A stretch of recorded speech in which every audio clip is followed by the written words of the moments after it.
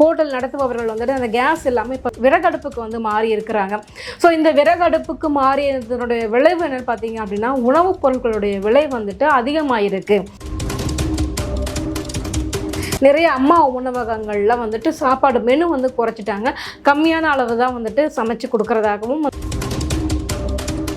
எங்கேயோ நடக்கக்கூடிய ஒரு போர் வந்துட்டு இங்கே எங்கேயோ ஒரு குக்கிராமத்தில் இருக்கக்கூடிய ஒரு ஹோட்டல் தொழில் நடத்துபவரை பாதிக்குது. அப்படிங்கும்போது வந்துட்டு கொஞ்சம் சங்கடமான சூழ்நிலையாக தான் இருக்குது. ஈரான் வந்துட்டு அந்த ஹார்மோஸ் நீரிணையை திறக்காத பட்சத்தில், வழிவிடாத பட்சத்தில் கண்டிப்பாக ஈரான் அப்படிங்கிற ஒரு நாடு வந்துட்டு மிகப்பெரிய அளவில் ஒரு அழிவை வந்து சந்திக்கும்.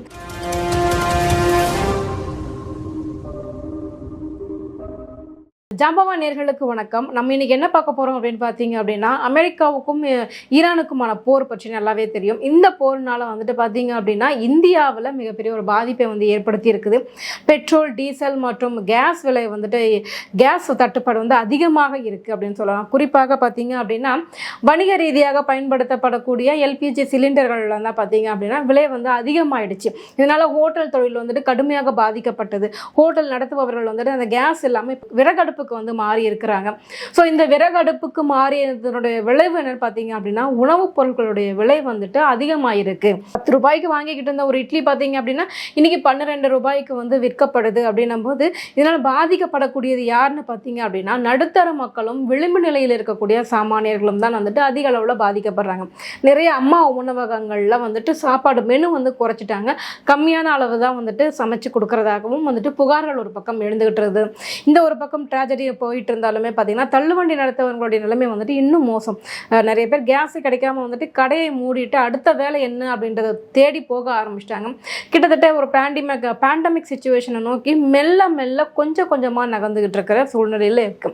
இந்த சமயத்தில் பார்த்தீங்க அப்படின்னா இண்டஸ்ட்ரியலுக்காக, அதாவது தொழில்துறை நிறுவனங்களுக்காக வழங்கப்படக்கூடிய அந்த டீசல் ஆனது வந்துட்டு கடந்த மாதம் ஒரு 10ஆம் தேதி வாக்கில் வந்து பார்த்தீங்க அப்படின்னா கிட்டத்தட்ட 22 ரூபாய் வந்துட்டு உயர்த்தப்பட்டது. இந்த மாதிரி இண்டஸ்ட்ரியல் ரீதியான வணிக ரீதியாக பயன்படுத்தப்படக்கூடிய இந்த பெட்ரோல் டீசல் ஆனது விலை வந்துட்டு 22 ரூபாய் ஏற்றிட்டாங்க. அப்படின்னும் போது அவங்க அதுக்கேற்ற மாதிரி நிறைய மூலப்பொருட்களுடைய விலையும் வந்துட்டு உயர்வு ஏற்படும்.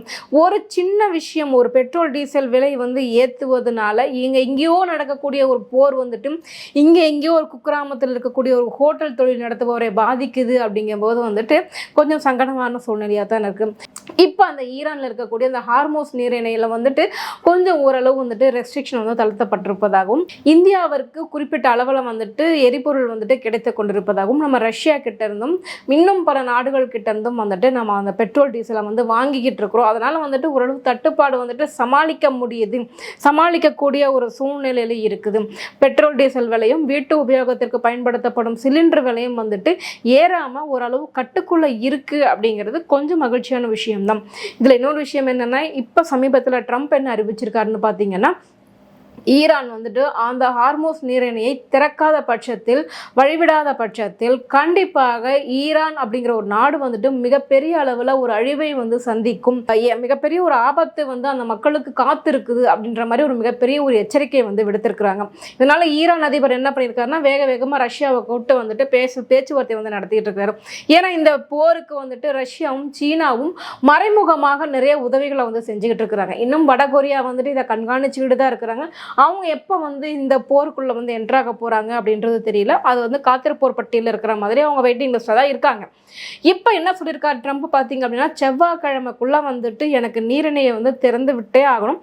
அப்படி திறக்காத பட்சத்தில் அழிவை சந்திப்பதற்கு ஈரான் ரெடியாக இருக்கணும் அப்படின்னு சொல்லியிருக்கிறாரு. ஆனால் ஈரானில் என்ன சொல்லிட்டாங்க அப்படின்னா, எது நடந்தாலும் பார்த்துக்கலாம், கண்டிப்பாக வந்துட்டு நீரிணையை திறக்கப்பட மாட்டாது அப்படின்னு அவங்களும் திட்டவட்டமாக சொல்லியிருக்கிறாங்க. இது வந்து அந்த பகுதியில் ஒரு மிகப்பெரிய ஒரு பதற்றத்தை வந்து ஏற்படுத்தி இருக்குது. இந்தியாவும் இந்த நிலைமையை வந்துட்டு தீவிரமாக கண்காணிச்சுக்கிட்டு இருக்கிறாங்க. ஆனாலும் பார்த்தீங்க அப்படின்னா, நம்ம மற்ற வளைகுடா நாடுகள்லேருந்து நமக்கான எரிபொருளை வந்துட்டு நம்ம மத்திய அரசு மிக லாபகமாக மக்கள் நலனை வந்து கருத்தில் கொண்டு நமக்காக எரிபொருளை வந்துட்டு வாங்கிட்டு வராங்க. இந்த எரிபொருள் வந்துட்டு வர்றதுனால வந்துட்டு இப்போ ஓரளவு இந்தியாவில் இருக்கக்கூடிய அந்த நிலைமை வந்துட்டு கட்டுக்குள்ளே இருப்பதாக மத்திய அரசு தெரிவிச்சிருக்குது.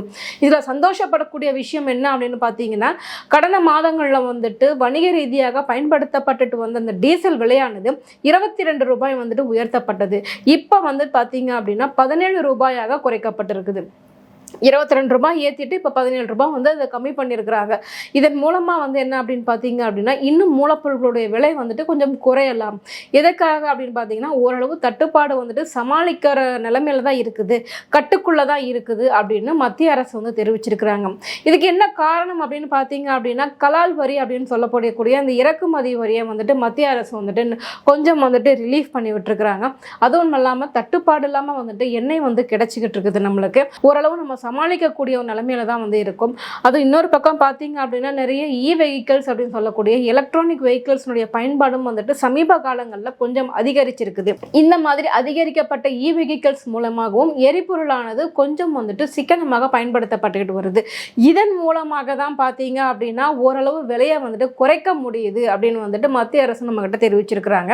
எண்ணெய் நிறுவனங்களும் வந்து பார்த்தீங்க அப்படின்னா நமக்கு கொடுக்க வேண்டிய அந்த கச்சா எண்ணெயினுடைய விலையை வந்துட்டு ஓரளவு ஒரு நார்மல் ப்ரைஸாக தான் நம்மளுக்கு கொடுத்துக்கிட்டு இருக்கிறாங்க. ஸோ வந்துட்டு நம்மளால் இங்கே வந்துட்டு விலையை வந்துட்டு குறைக்கக்கூடிய அளவுக்கு வந்துட்டு இப்போதைக்கு நிலைமை கட்டுக்குள்ள இருப்பதாக மத்திய அரசு ஒரு சந்தோஷமான ஒரு செய்தியை வந்து வெளியிட்டிருக்கிறாங்க. இதில் ஒரு புள்ளி விவரம் என்ன சொல்லியிருக்காங்க அப்படின்னு பார்த்தீங்க அப்படின்னா கடந்த மார்ச் மாதம் பார்த்தீங்க அப்படின்னா 1 லிட்டர் டீசல் வந்துட்டு 109 ரூபாய் 59 காசுகளுக்கு வந்து விற்கப்பட்டுச்சு. அதே மாதிரி இப்போ ஏப்ரல் மாதம் அதனுடைய விலை என்ன அப்படின்னு பார்த்தீங்க அப்படின்னா 92 ரூபாய் 40 பைசாவுக்கு வந்துட்டு 1 லிட்டர் டீசல் வந்துட்டு வழங்கப்பட்டுக்கிட்டு வருது அப்படின்னு சொல்லியிருக்காங்க. இதில் வந்து பார்த்தீங்க அப்படின்னா கிட்டத்தட்ட ஒரு 17 ரூபாய் வந்துட்டு குறைக்கப்பட்டிருக்குது. இது ஒரு நிகழ்ச்சி உண்மையிலேயே வந்துட்டு ஒரு வரவேற்கத்தக்கக்கூடிய ஒரு விஷயம். ஏன்னா இவ்வளவு கெடுபிடிகள் இருந்துமே கூட பார்த்தீங்க அப்படின்னா மக்கள் நலனை கருத்தில் கொண்டு மத்திய அரசு இந்த நடவடிக்கையை வந்து மேற்கொண்டிருக்கிறாங்க அப்படிங்கிறது கண்டிப்பாக வரவேற்க வேண்டிய ஒரு விஷயம் தான். சென்னையில் பார்த்தீங்க அப்படின்னா சில்லறை வணிகத்துக்காக வந்துட்டு 92 ரூபாய் 48 காசுகளுக்கு வந்துட்டு டீசல் ஆனது விற்கப்பட்டுக்கிட்டு வருது. இதே கமர்ஷியல் டீசல் வந்துட்டு 92 ரூபாய் 40 காசுகளுக்கு வந்துட்டு விற்கப்பட்டுக்கிட்டு வருது. இது வந்து சாதாரண ஒரு கடந்து போகக்கூடிய ஒரு செய்தியாக மட்டும் நம்ம வந்து பார்க்கப்பட முடியாது. ஏன்னா இப்போ இருக்கிற இந்த நவீன காலத்தில் பார்த்தீங்க அப்படின்னா இந்த பெட்ரோல் டீசல் ஒரு டிரான்ஸ்போர்ட் இல்லாமல் வந்து பார்த்தீங்கன்னா உலகமே இயங்காது, எல்லாமே ஸ்தம்பிச்சிடும் அப்படின்ற ஒரு நிலைமை தான் வந்துட்டு இருக்குது. ஒரு இடத்துலேருந்து இன்னொரு இடத்துக்கு பொருட்களை ஏற்றிச் செல்லணும், ஏற்றுமதி இறக்குமதி இந்த மாதிரியான விஷயங்களை வந்துட்டு இந்த ஒரு பெட்ரோல் டீசல் தான் வந்துட்டு தீர்மானிக்குது. கண்டிப்பாக எந்த ஒரு நாட்டுக்கு வந்துட்டு பெட்ரோல் டீசல் வந்துட்டு தங்கு தடை இல்லாமல் அந்த மக்கள் வந்துட்டு ஒரு இடத்தை விட்டு இன்னொரு இடத்துக்கு போக முடியுதோ கண்டிப்பாக அவங்க அந்த ஒரு நாடு வந்து பார்த்தீங்க அப்படின்னா அடுத்தடுத்து பொருளாதார நிலைமையை நோக்கி முன்னேறிக்கிட்டு தான் போகும். இந்த முன்னேற்றம் தான் வந்துட்டு பார்த்தீங்க அப்படின்னா அந்த வளர்ச்சியானது இப்போ நம்ம இந்தியாவுக்கு வந்து ஏற்பட்டிருக்குது. இவ்வளவு கஷ்டமான ஒரு சூழ்நிலையிலும் மிக தீவிரமாக மிகவும் சாதுரியமாக கையாண்டு கொண்டிருக்கிறது மத்திய அரசு அப்படின்னு சொல்லிட்டு பல்வேறு தரப்பிலிருந்தும் பாராட்டுகள் வந்துட்டு குவிந்த வண்ணம் தான் இருக்குது. ஏன்னா இவ்வளவு ட்ராஜடியான ஒரு சமயத்திலும் பார்த்தீங்க அப்படின்னா 17 ரூபாய் வந்துட்டு டீசலுக்கு குறைச்சிருக்காங்க அப்படிங்கிறது ஒரு சாதாரண விஷயமாகவே பார்க்க முடியாது இல்லையா? சோ இந்த விலை குறைவுனால பாத்தீங்க அப்படின்னா நிறைய லாரி ஓட்டுநர்களாகட்டும் இல்ல லாஜிஸ்டிக்ல இருக்கிறவங்களாகட்டும் ஓரளவு கொஞ்சம் ஒரு ரிலீஃப் வந்து கிடைச்சிருக்குது. ஏன்னா வந்து பாத்தீங்க அப்படின்னா இந்த ஏற்றுமதியினால அவங்களுடைய தொழிலுமே பாதிக்கப்பட்டிருந்தது. சிறு குறு தொழில்கள் வந்துட்டு கொஞ்சம் கொஞ்சமா நலிவடைந்துட்டு இருக்கக்கூடிய இந்த சமயத்துல மத்திய அரசனுடைய இந்த அறிவிப்பு பாத்தீங்க அப்படின்னா உண்மையிலே ஒரு இனிப்பான செய்தியாக தான் பார்க்கப்பட்டு வருது. இனி வருங்காலங்களில் மக்கள் நலை கருத்தில் கொண்டு கண்டிப்பாக இந்த போர் முடிவு பெறும். மீண்டும் ஓட்டல் தொழில்களாகட்டும் இல்லை மக்களுடைய அன்றாக வாழ்வாதாரமாகட்டும் சீக்கிரமாக பழைய நிலைமைக்கு திரும்பும் அப்படிங்கிறதுல நம்ம நம்பிக்கையோடு இருப்போம். மீண்டும் இது போன்ற நிகழ்ச்சியில் சந்திக்கிறேன். வணக்கம்.